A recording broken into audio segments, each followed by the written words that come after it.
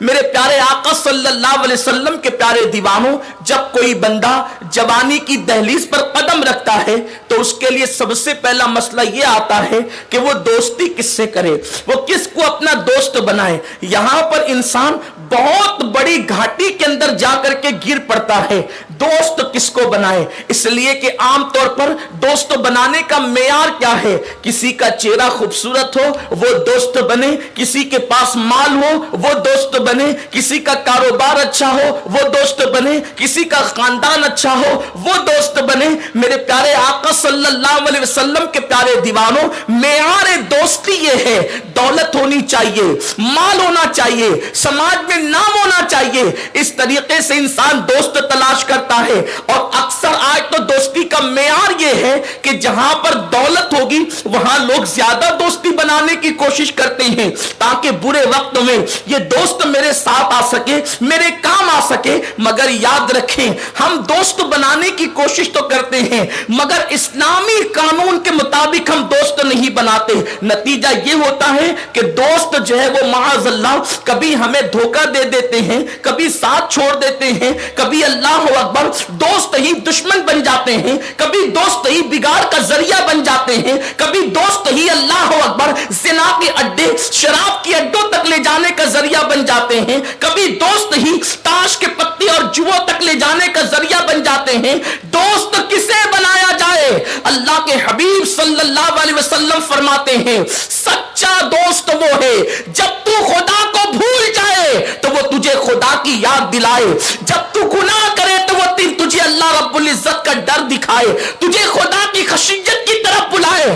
سن لو، گناہوں کے اڈوں کی طرف لے جانے والا کبھی تمہارا دوست نہیں ہو سکتا، اس لیے کہ جو گناہ کی طرف لے جا رہا ہے، جو جہنم کی راہ کی طرف لے جا رہا ہے، وہ دوست نہیں ہے بلکہ دشمن ہے۔ اور اللہ نے ارشاد فرمایا الاخلاء یومئذ بعضهم لبعض عدو، جتنے تمہارے دوست ہیں قیامت کے دن وہ سب کے سب تمہارے دشمن بن جائیں گے۔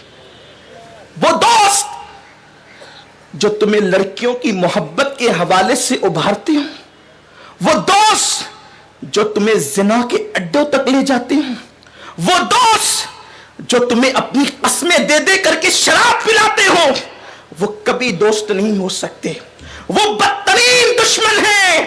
سچا دوست وہ ہے جو تیرے دل میں اللہ کی محبت پیدا کرے، سچا دوست وہ ہے جو تجھے مسجد تک لے جائے، سچا دوست وہ ہے جب تیرے قدم ڈگمگا جائے تو وہ تیرا ہاتھ پکڑ کر صراط مستقیم کا مسافر بنا دے۔ ایسا دوست دنیا میں بھی فائدے مند ہے، اور قرآن کہتا ہے قیامت کے دن ایسا دوست تمہیں کام آئے گا۔ تو دوستی کے لیے مسئلہ ہوتا ہے، ہم مالدار دوست ڈھونڈتے ہیں، خوبصورت دوست ڈھونڈتے، نہیں، دوست ایسے ڈھونڈو جن کے دل میں اللہ کی خشیت ہو، جن کے دل میں رسول پاک کی محبت ہو، جو بری عادتوں کا شکار نہ ہو۔ اس لیے کہ اچھی صحبت اچھے عمل سے بہتر ہے اور بری صحبت برے عمل سے بدتر ہے۔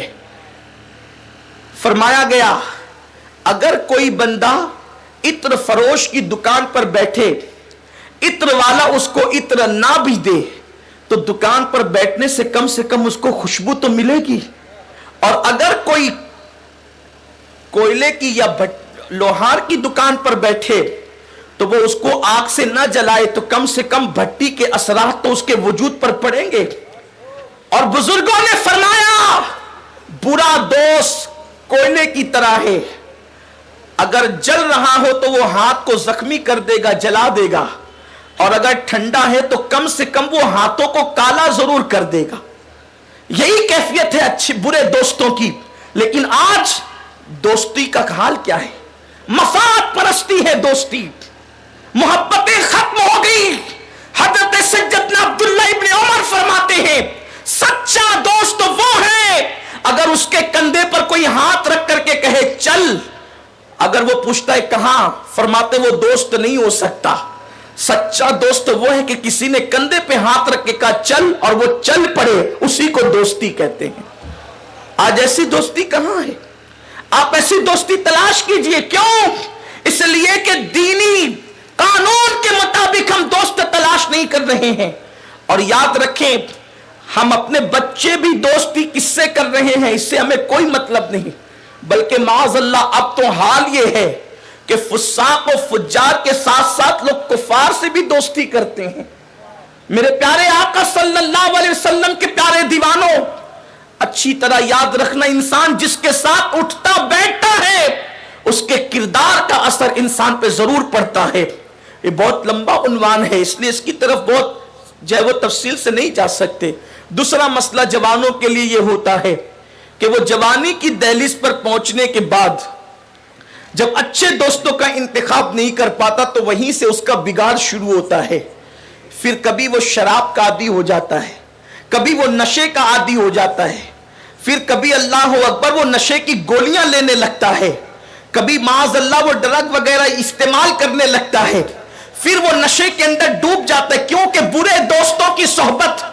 پہلے تو اس کو ایک گھونٹ شراب کا پلایا جاتا ہے، کبھی اس کو سگریٹ پلائی جاتی ہے، کبھی اس کو نشے کی معاذ اللہ الگ الگ انداز سے فوائد بتائے جاتے ہیں، اور چھوٹی سی عمر میں انسان شیطان کی آگے اغوا ہو جاتا ہے، شیطان کے جال میں پھنس جاتا ہے.